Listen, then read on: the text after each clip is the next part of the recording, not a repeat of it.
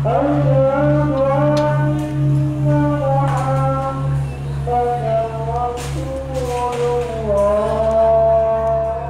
hari ini bersedih dengan tragedi yang mengorbankan 21 pelajar dan 2 warden Pusat Tahfiz Darul Quran Ittifaqiyah. Dan penyelamat Kuala Lumpur semalam mendapati kebakaran di Pusat Tahfiz itu tidak berpunca daripada litar pintas. Sumber laporan berkenaan diserahkan kepada polis susulan hipotesis yang menunjukkan wujudnya unsur jenayah. Tragedi 14 September 2017 mencetus pelbagai teka-teki kepada seluruh rakyat Malaysia. Punca dan motif kebakaran menjadi persoalan kerana ia merupakan antara tragedi terburuk yang tercatat di Malaysia, beragut 23 nyawa dalam sekelip mata.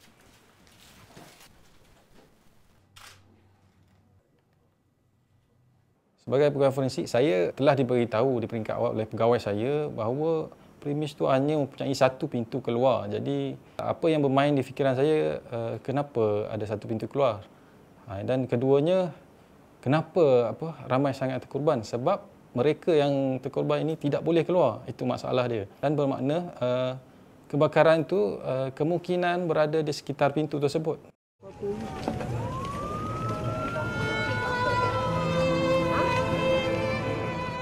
Di saat negara menantikan tarikh bersejarah Hari Malaysia, suasana bertukar hiba dan pilu.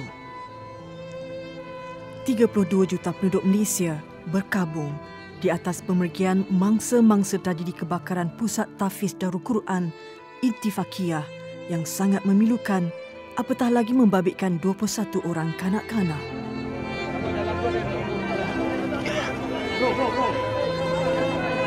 Semoga Allah Subhanahu wa taala merahmatinya dan yakinlah bahawa setiap yang hidup pasti mati. Kematian itu adalah kebenaran, sama ada cepat atau lambat. Ia adalah ketentuan Allah, tidak akan dilewatkan walaupun sedikit.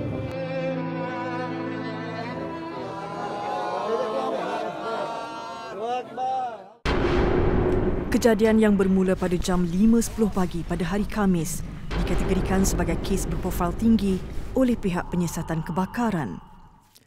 Siasatan punca kebakaran digerak gempurkan dalam masa 24 jam selepas kejadian. Segala hipotesis, bahan bukti dan kepakaran sains disatukan untuk mendapatkan jawapan kepada persoalan. Jika ada pesalah ataupun ada suspek, mungkin suspek akan terlepas daripada hukuman mahkamah jika kita sebagai ahli kimia salah menginterpret data. Ini kisah mereka yang telah berusaha sehabis daya merungkai segala persoalan tentang kebakaran yang sukar diramal oleh insan lain. Mereka digelar pegawai penyiasatan kebakaran.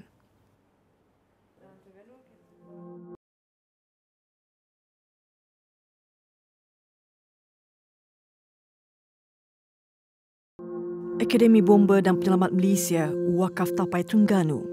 Hari ini penguasa kanan Bomba 1, Muhammad Sairul Nizam Abdul Rahman, ditugaskan untuk mengetahui misi simulasi siasatan kebakaran mengikut situasi tertentu yang telah dirancang. Kali ini kita akan buat 2 senario yang berbeza. Yang pertama, untuk kedai sebenarnya ni kita akan wujudkan senario incendiary fire dan melibatkan unsur-unsur pecah masuk.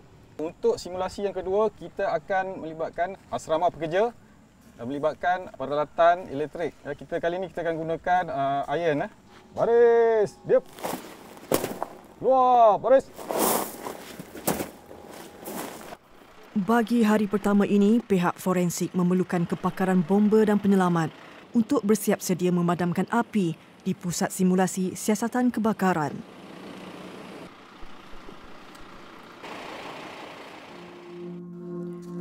Bilik simulasi ini disusun atur menjadi sebuah kedai runcit. Situasi kejadian akan sentiasa bertukar memandangkan mereka perlu mendedahkan kepelbagaian kes kepada pegawai penyiasat bagi menajamkan lagi kepakaran mereka menjadi punca kebakaran dan seterusnya mampu menyelesaikan kes.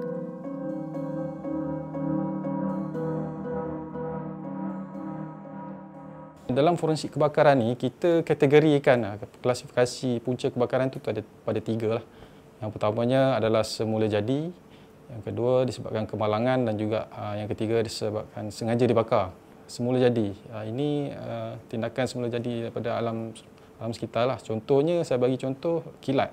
Yang kedua kemalangan. Kemalangan ini skop dia agak luas sikit, melibatkan termasuk kecuaian manusia. Selain itu, mungkin lagi kegagalan sistem elektrik, pendawaian ataupun peralatan, kegagalan sistem mekanikal, dan yang ketiganya sengaja dibakar atau dalam istilah forensik kebakaran yang kita panggil incendiary fire.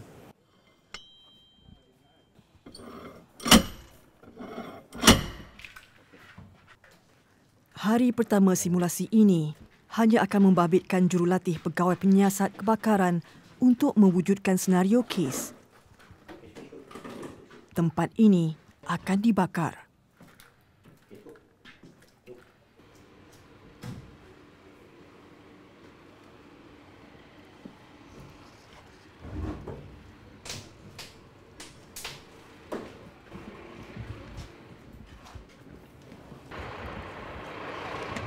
Kebakaran telah sempurna dirancang.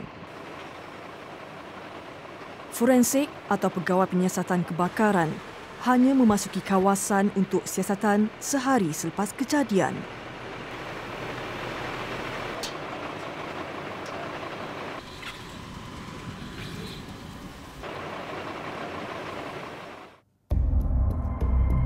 Kuala Lumpur.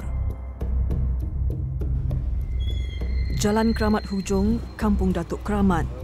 Bangunan sementara Pusat Tahfiz Darul Quran Intifakiyah ini bukan sahaja menjadi ingatan kekal kepada penduduk di sini, malah kepada seluruh rakyat Malaysia. Kebakaran sangat dahsyat yang berlaku pada subuh hari Khamis, 14 September 2017 sentiasa meruntun hati, membayangkan detik tragik yang dilalui mangsa ketika kejadian. Pada hari kejadian, bilik ini asalnya menempatkan seramai 36 penghuni, 2 tenaga pengajar dan 34 orang penuntutnya. Difahamkan di sebelah sana, tempat ini merupakan tempat Allahyarham Ustaz Yusof dan juga Amirul. Ini katil-katil ini ialah menempatkan pelajar-pelajarnya. 21 orang pelajar terkorban, 2 tenaga pengajar terkorban, 7 orang terselamat dan 6 orang tercedera. Itu antara angka yang telah dicatatkan akibat daripada tragedi itu. Namun setelah hampir lebih 2 bulan, tempat ini masih lagi dibiarkan dengan kesan-kesan kebakarannya. Apa yang benar-benar menyentuh hati bila melihat nama-nama yang dilekatkan di almari yang sudah terbakar ini. Ini antara nama-nama mereka yang terkorban. Difahamkan 2 beradik dan sepupu mereka.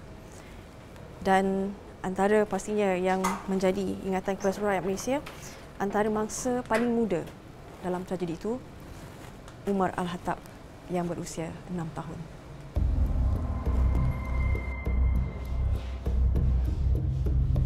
Pagi kejadian, penguasa kanan bomba 1 Saharul Nizam, pegawai penyiasat kebakaran dari Ibu Pejabat di Putrajaya, bergegas ke lokasi sejurus mendapat panggilan pada jam 6 pagi dari Forensik Kebakaran Kuala Lumpur. Laporan terawal yang diperolehi, jumlah mangsa terkorban anggaran 15 orang.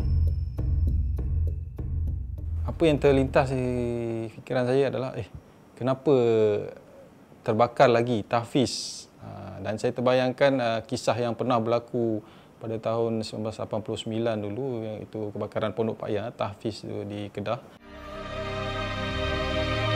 Jumaat 22 September 1989. 8 blok asrama perempuan Madrasah Taufikiyah Khairiah atau Pondok Pak Ya menempatkan 600 pelajar musnah dalam kebakaran. Seramai 27 pelajar perempuan Pondok Pak Ya disahkan rentung, menjadikan ia bilangan kematian terbesar dalam sejarah tragedi kebakaran ketika itu. Selepas 28 tahun tragedi Pondok Pak Ya, sejarah umpama berulang, cuma berbeza punca. Ketika kejadian itu juga difahamkan Ustaz Yusof antara orang terawal bangun mengejutkan pelajar-pelajar ini dan semuanya diarahkan ke tepi untuk mencari peluang menyelamatkan diri. Dan di sana terdapatnya 2 batang paip di sebelah kiri dan juga kanan. Di situlah mereka, antara pelajar yang terselamat, menggunakan jalan keluar. Kalau ikut tepi ni, lepas tu pegang paip tu turun. Turun masuk ke kelas bawah, ikut tingkap. Oh, menggelosor ke bawah ni lah. Ada yang terjun? Ada. Seorang. Seorang terjun ikut sini, seorang lagi kat paip ni. Adib Bakir Muhammad Khalid dan Muhammad Syamim Naim Sani antara yang berjaya menyelamatkan diri melalui tingkap di penjuru sebelah kiri setelah jerijinya berjaya ditanggalkan. Kita nak turun pasal dah sebahang. Yang ini nak pegang cermin besi.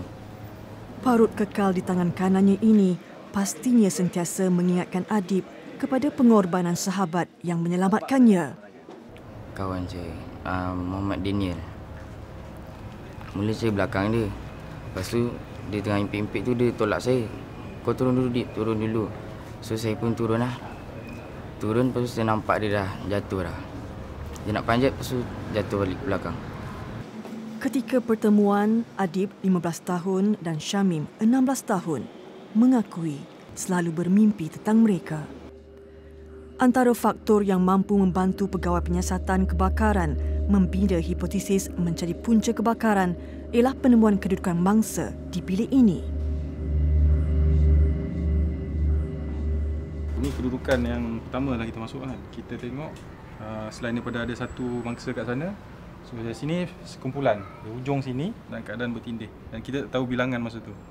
Kita tahulah pasal apa mangsa tu terkandas di sini sebab dia dah tak ada jalan keluar. Semua tingkap ada bergeril. So dalam keadaan api yang marak cepat push ke dalam dan dia orang tak boleh cross ke sana pun, dah tak ada jalan. Jadi api dah merebak dari sinilah. Kesan kebakaran yang mencurigakan turut mencuri perhatian penolong kanan Pesuruhjaya Bomba Edwin Galam Teruki, individu penting yang menubuhkan unit forensik kebakaran di Malaysia pada tahun 2002 dengan hanya 144 orang pegawai ketika itu. So dengan kata lain tu kalau kita tengok LPG ni kat sini, tumpu kat sini dia kurang sikit lah. Ini kita panggil line demarcation ni, yang antara yang hitam dengan yang putih tu. Tengok tak? Kalau kita tengok sini. Pada asal dia keadaan seperti yang hitam tu, tetapi bila kena api terlalu kuat, dia jadi putih. Yang putih ni kita panggil clean burn lah. Cat asal dinding konkrit yang bertukar menjadi putih, dinding retak dan pecah serta besi menjadi karat menunjukkan bahawa keadaan api di tempat bermulanya kebakaran itu sangat-sangat kuat.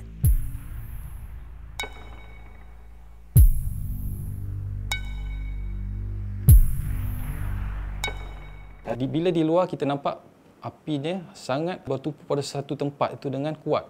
Tapi di bahagian dalamnya, kebakarannya hanya sekata keseluruhannya. Kita lihat di dinding pun masih ada cat lagi. Maknanya kebakaran itu lebih kepada dari luar dan ke dalam. Jadi, kalau kebakaran biasa, kemungkinan mangsa-mangsa ini boleh menyelamatkan diri. Tapi apabila beradanya bahan ataupun sumber bakar yang lebih kuat dekat situ, untuk mempercepatkan kebakaran untuk berlaku. Jadi itu memberikan kepada saya bahawa ada benda yang tak kena dekat situ. Tiba-tiba bila dia orang bagi tahu, dia kata ada tong gas, 2 tong gas Ustaz. Satu berdiri dan sini. Dan pada masa itu saya rasa memang kita dikhianat. 3 minggu selepas tragedi kebakaran Pusat Tahfiz Intifakiyah di Kampung Datuk Kramat, Kuala Lumpur, sebuah tahfiz di Klang pula terbakar. Kali ini penugasan bahagian penyiasatan kebakaran Jabatan Bomba dan Penyelamat Malaysia Negeri Selangor diketuai oleh Penguasa Kanan Bomba 1 Hafiz Syam Muhammad Nur.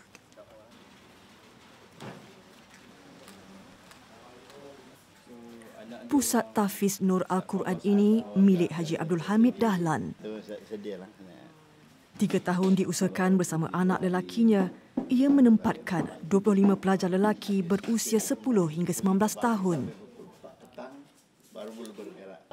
Ketika kebakaran yang dilaporkan bermula jam 2.30 petang, pelajar sedang mengikuti kelas di tingkat bawah ini.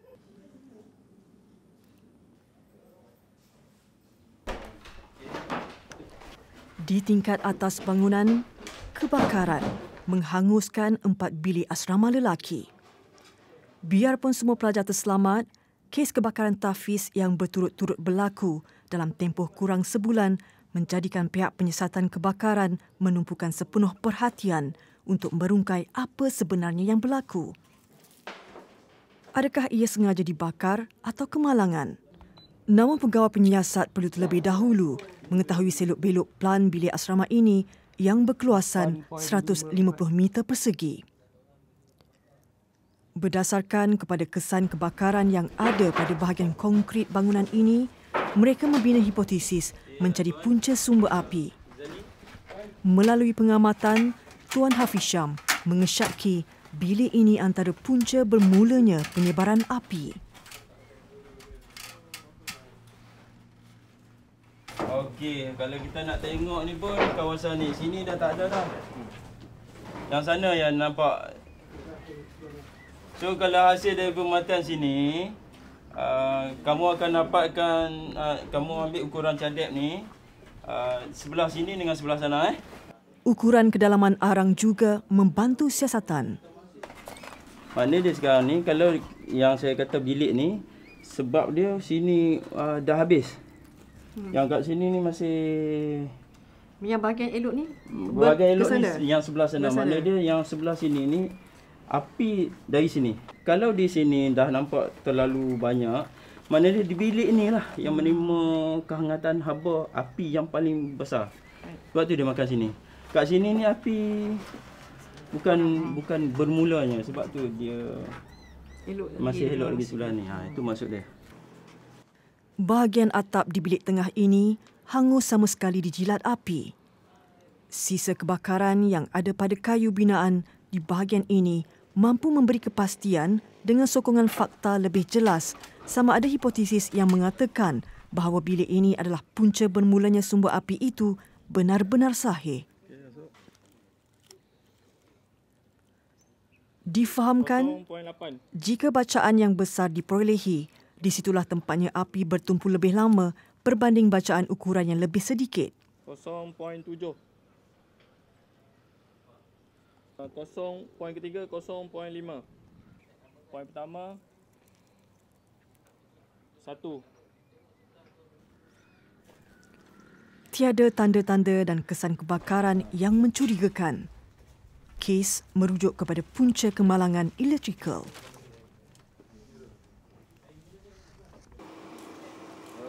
Darul Quran Ittifaqiyah ini sebenarnya mempunyai 42 orang pelajar. Cuma pada hari kejadian 14 September lalu, ada di antara mereka yang pulang bermalam di rumah. Ustaz Muhammad Zahid Mahmud menjadi pengetua tahfiz ini sejak ia beroperasi 16 tahun lalu. Perancangan menghuni di bangunan ini hanyalah sementara kerana bangunan asal tahfiz dilakukan kerja-kerja pendawaian baru bagi membolehkan mereka berdaftar dengan Jabatan Agama Islam Wilayah Persekutuan. Hanya tinggal beberapa minggu saja lagi untuk berpindah semula ke bangunan asal, Zahid diuji. Dalam statement yang keluar mengatakan lintas pintas, Ustaz rasa terkejut sebab bangunan baru, elektrik pun baru, pendawaian baru. Macam mana boleh berlaku lintas pintas? Jadi macam seolah macam tak, saya sendirilah secara peribadinya macam tak boleh terima. Tetapi bila dah keluar macam tu, kita pun terimalah dalam hati yang sedih lah. Kita dah tengok ada tong gas. Dan ustaz-ustaz kita pun pukul 2 dia dah cek tak ada tong gas.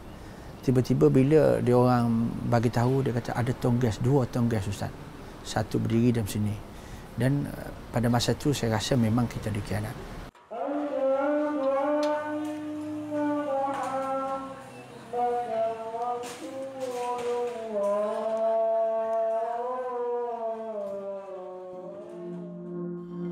Berhadapan dengan pelbagai kebarangkalian kes yang mencabar, pegawai penyiasat sentiasa mempersiapkan diri dengan ilmu forensik kebakaran yang sentiasa berubah-ubah bergantung kepada senario kes. Antara yang mampu membantu memperkukuhkan kemahiran dan kepakaran mereka ialah melalui latihan simulasi yang dilakukan 2 kali setahun. Kali ini, senario simulasi membabitkan kebakaran yang disengajakan. Simulasi siasatan kebakaran ini adalah antara kemudahan yang disediakan di Akademi Bomba dan Penyelamat Malaysia di Wakaf Tapai, Marang, Terengganu. Berkeluasan 350 ekar, akademi ini merupakan terbesar dan terbaik di Asia kerana menyediakan kawasan latihan dan simulasi kebombaan dan menyelamat seluas 250 ekar. Bagi latihan simulasi ini, mereka hanya akan membiarkan api pada peringkat kebakaran yang tertentu. Jurulatih hanya memberi isyarat untuk tugas pemadaman api apabila ia mencapai peringkat kebakaran ketiga iaitu flashover. Kebakaran tidak melebihi 50%. Jangan tembak banyak air. Sikit-sikit ya. Dan proses pemadaman juga perlu dikawal supaya ia tidak merosakkan bahan bukti. Siasatan mencari tempat bermulanya kebakaran difokuskan. Ia langkah terawal yang perlu diselesaikan. Jawapan yang diperolehi akan membolehkan pegawai siasatan meneruskan langkah seterusnya untuk mencari jalan penyelesaian. Car pada pintu lah. Pintu ya, pintu. Jadi kita jumpa tiga pasang fire origin lah. Kita tak ada kaitan dengan elektrik kan? Tak ada kaitan.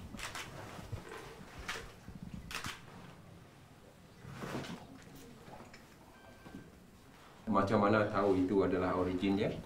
Sebab dia kebakarannya ialah bertumpuk dan ialah kebakaran ni tak bersangkut antara satu sama lain ataupun multiple fire origin lah.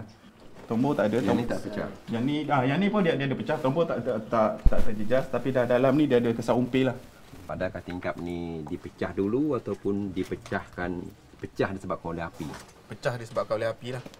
Dan kalau kita tengok ada kesan sisa pada cermin ni, kalau kita tengok dia ada kesan karbon sikit akibat kebakaran, dan satu lagi bentuk dia pecah ni dia adalah licin. Berbanding dengan yang bukan tu. Kalau contoh yang ni, ini kesan kalau dia akan tajam ni dia akan kesan disebabkan oleh ada satu hentakan pecah dululah. Satu lagi sisa ni dia pecah kat luar. Biasa kalau orang masuk dia akan pecahkan ni, sisa dia akan jatuh ke dalam lah. Hanya dengan bantuan unit pengesan atau K9 dapat menguatkan lagi hipotesis pihak forensik. Pegawai bomba Thompson Kalam dan pegawai bomba Lacey Elizabeth Stanley ditugaskan untuk mengendalikan anjing mereka mengesan bahan bakar yang ada di sekitar kawasan kejadian. Kita akan bermula dari start clean, finish dirty. Yang maksud saya start clean ni, kita akan bermula di kawasan yang luar kawasan kebakaran. Lepas tu baru kita akan masuk ke bahagian dalam yang tu yang dipanggil dirty. Sebab yang tu dah kawasan kebakaran tu istilah yang kami gunakan untuk dirty lah, kotor. Rory, anjing bakar English Springer Spaniel, sudah 7 tahun berkhidmat untuk unit pengesan K9 di Jabatan Bomba dan Penyelamat Malaysia. Rory memberi reaksi kepada pemegangnya Lacey. 3 tempat di kedai ini dikesan mempunyai bahan bakar. Kepastian yang membantu pegawai penyiasat kebakaran meneruskan siasatan bahan bukti.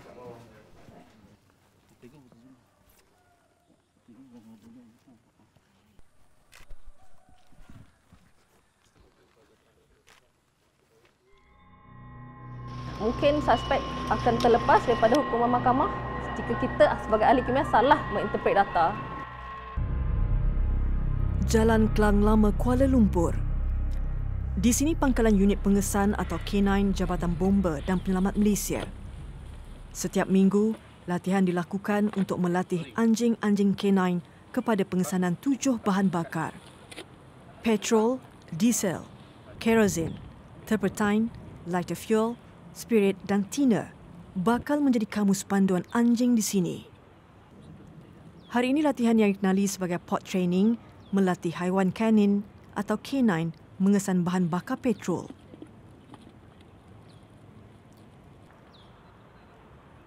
Unit pengesan mula ditubuhkan pada 2002 dan mula beroperasi sepenuhnya pada 1 Januari 2003. Leslie Elizabeth Stanley, satu-satunya pemegang K9 wanita di unit ini. Dia dan Thompson Kalam antara pemegang yang turut terbabit dalam siasatan kebakaran Tahfiz Darul Quran Ittifaqiyah. Okey, pagi ini kita akan buat latihan posters di mana kita dah set up yang positif tu. So minta tiga pemegang ni bawa anjing masing-masing nanti selari dengan ini. So kalau dah jumpa maklum kita akan bagi bola tenis. Okey, boleh? Ada persoalan? Ada. Thompson pemegang kepada K9 bernama Jeffrey. K9 Jeffrey dan 44 ekor K9 akan dilatih mengenal bau tujuh bahan bakar yang tersenarai supaya lebih peka kepada bahan tersebut ketika di lokasi. Setiap operasi kita akan bawa 2 ekor. 2 ekor anjing ni, kalau 1 ekor dah masuk, dah dalam tempoh yang 20 minit macam tu, kita akan bagi dia rest. Anjing yang kedua ni akan membuat pencarian lagi sekali. Dia akan bermula di tempat di mana anjing pertama yang bermula tadi. Dia akan search di luar, lepas tu baru masuk ke dalam di kawasan operasi. Lepas tu kalau kita macam anjing pertama dah menemui tempat-tempat sisa-sisa kebakaran yang tertinggal tu, anjing yang kedua ni akan menjadi confirmation di tempat di mana yang anjing pertama menjumpai tadi. Bahan bakar yang berjaya dikesan menjadi bahan bukti utama kes kejadian kepada pegawai penyiasat kebakaran. Kebakaran yang disebabkan oleh sengaja dibakar bukan sahaja memerlukan kepakaran unit pengesan. Sebaliknya, perincian seterusnya akan dilakukan oleh pegawai sains. Tugas Leslie dan Thompson selesai. Kini kerja-kerja ekskavasi diteruskan bagi mengambil sampel kebakaran yang perlu dihantar ke makmal forensik kebakaran. Penyimpanan sisa bahan bakar yang disyaki mempunyai bahan hidrokarbon disimpan dalam beg nylon bagi mengelakkan ia terjejas.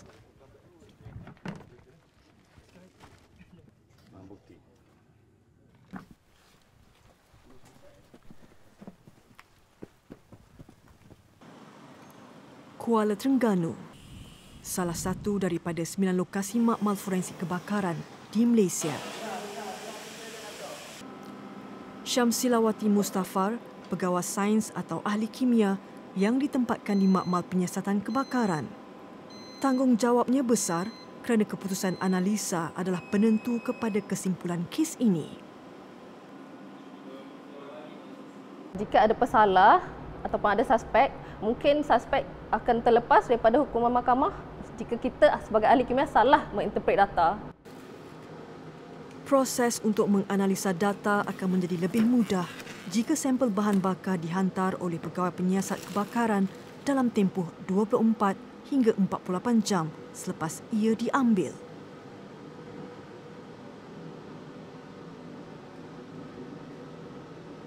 Kita akan selalu menasihati FIO, Fire Investigation Officer, supaya menghantar bahan bukti tersebut dengan cepat supaya sisa kebakaran yang mungkin ada dalam sampel tersebut tidak meruap dan menyebabkan kesusahanlah kepada makmal untuk mengekstrak bahan tersebut.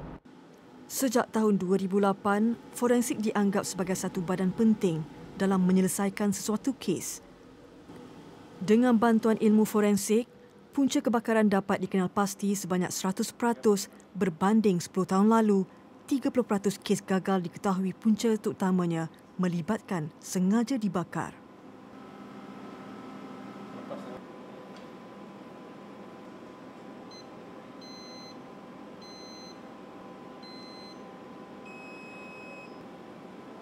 Biarpun mempunyai kepakaran dan teknologi, ada keadaan tertentu yang mencabar proses menganalisa data.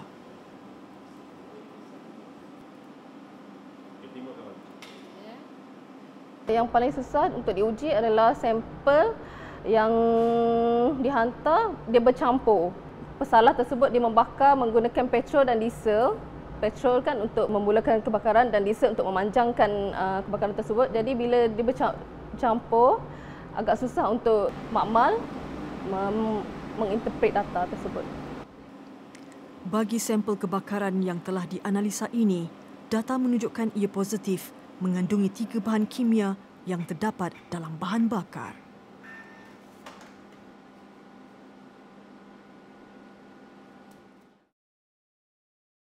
Teknologi ini akan digunakan untuk mengetahui apakah sebenarnya yang terjadi di dalam pendawaian maupun peralatan elektrik itu.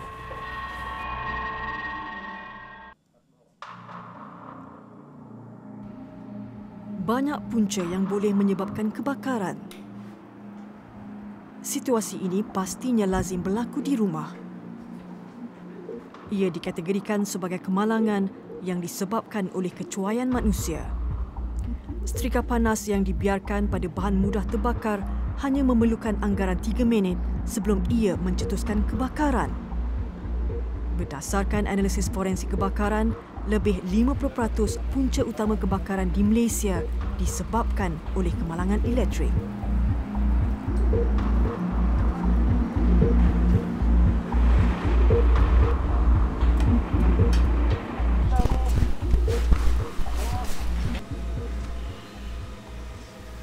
Kategori kemalangan yang disebabkan oleh elektrik ini kita kategorikan kepada 4 kategori lah. Utamanya seperti short circuit ataupun litar pintas. Yang keduanya kita kategorikan sebagai arcing. Yang ketiga adalah overload atau overcurrent. Dan yang keempatnya disebabkan oleh resistant heating. Kebanyakan orang akan berkata pasal short circuit. Mungkin daripada pendawaian lah. Itu yang biasa yang kita dengar. Tetapi dalam keseluruhan itu mungkin pecahan-pecahan tu kita tidak nampak. Mungkin peralatan yang tidak menepati standard piawaian, yang tidak mendapat kelulusan yang kita guna pakai. Kita dapatnya daripada pasaran dengan mudah dan murah. Putrajaya, salah satu lokasi yang menempatkan makmal menganalisa bahan bukti fizikal. Ia hanya digunakan apabila mengakibatkan sampel kebakaran yang disebabkan oleh elektrikal. Bagi proses analisa ini, ia dilakukan sendiri oleh pegawai penyiasat kebakaran yang terbabit dengan misi pencarian bahan bukti di lokasi.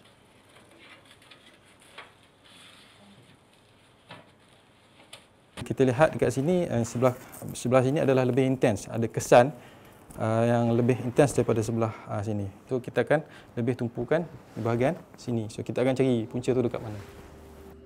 Sampel kebakaran yang dianalisa ini adalah sebuah kotak agihan litar arus elektrik yang biasa terdapat di rumah.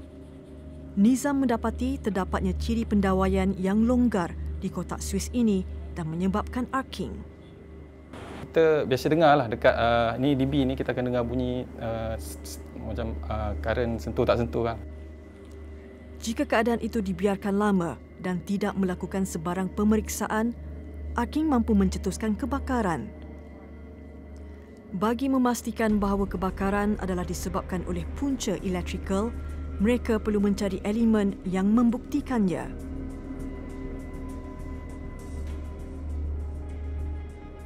Kita nampak kat sini ini ada bidet, satu tanda bidet, yang di sini notch.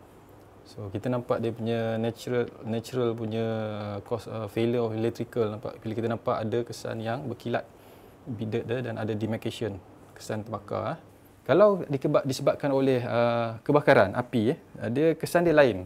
Dia lebih tidak macam ni. Dia akan lebih macam kasar, tidak licin macam ni dan dia kusam lah, nampak macam tidak terang lah.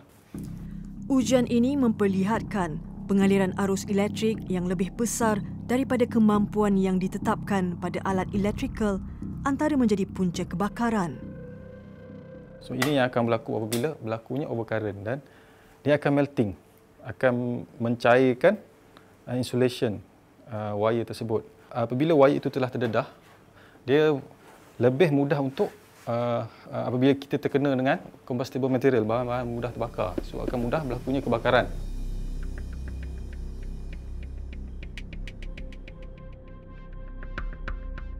Ini antara kaedah yang digunakan oleh pegawai penyiasat untuk menganalisis sampel bahan bukti, pendawaian dan peralatan elektrik. Teknologi ini hanya dipakai apabila pegawai penyiasat mendapati sampel bahan bukti itu sekiranya dibuka, ia boleh merosakkan ataupun bahan bukti itu boleh hancur. Jadi untuk mengelakkan daripada memusnahkan bahan bukti, teknologi ini akan digunakan untuk mengetahui apakah sebenarnya yang terjadi di dalam pendawaian maupun peralatan elektrik itu. Teknologi imbasan sinar X ini mula digunakan bagi tujuan siasatan forensik kebakaran pada tahun 2015. Ini mengukuhkan lagi penemuan pegawai penyiasat kebakaran bagi sesuatu kes.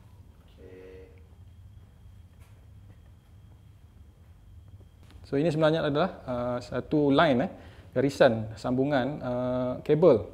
Tapi kita nampak tumpuk-tumpukan ini menunjukkan bahawa kabel itu telah putus akibat daripada sambungan yang longgar dan berlaku arcing di dalam di kabel ini dan menyebabkan ia putus dan berlaku kebakaran.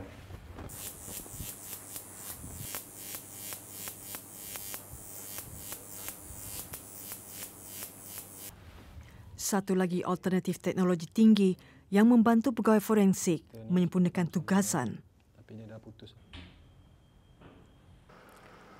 Forensik sebenarnya telah terdapat dalam Akta Perkhidmatan Bomba sejak tahun 1998. Namun ketika itu, ia belum ditubuhkan. Bermula pada tahun 2002, hanya dengan 144 orang pegawai, kini ia bertambah seramai 460 pegawai penyiasat kebakaran. Ilmu forensik ni, dia tidak ada sama. Setiap kes tu mempunyai perbezaannya sendiri. Ya. In fact, kalau saya kata saya berjaya kes tapis ini, belum tentu kes lain kita berjaya. Sebab dia mempunyai senario dan juga kejadian yang berlainan. Tambahan pula teknologi-teknologi yang terbaru. Jadi kita kena tahulah, dan pegawai kita perlu sentiasa bertingkatkan ilmu lah dan kepakaran tersebut. Di samping kita perlukan juga peralatan yang terkini lah dalam kita membuat penyiasatan. Tugas mereka mencari jawapan kepada persoalan yang tercetus apabila berlakunya kebakaran dengan bersandarkan pembuktian yang kukuh.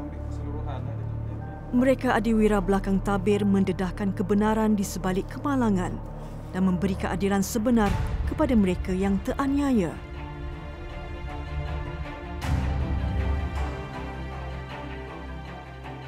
Tuan-tuan telah mengadakan dua praktikal, dua senario, dan kita harap tuan-tuan dapat mengguna ilmu yang ada ini untuk menjalankan tugas tuan-tuan di semasa membuat penyiasatan di tempat kejadian.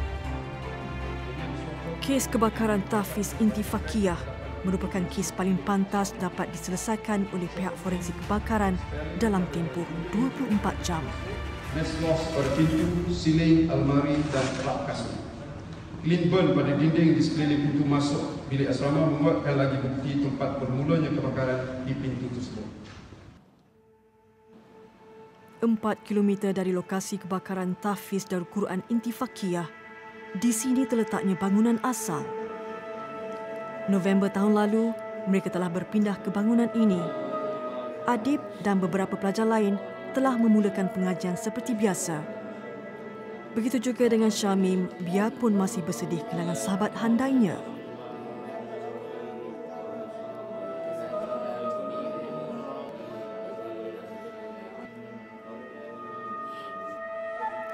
Tragedi yang melanda pahit, namun perjuangan diteruskan.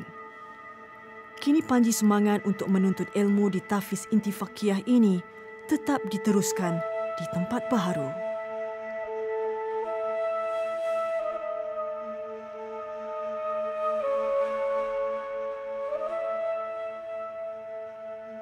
Bismillahirrahmanirrahim.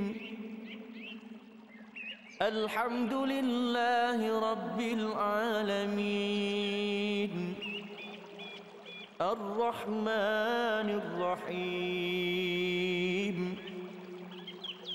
Malik Yawmiddin.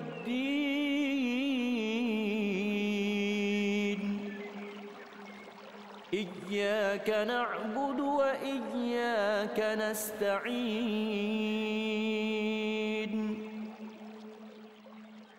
اهدنا الصراط المستقيم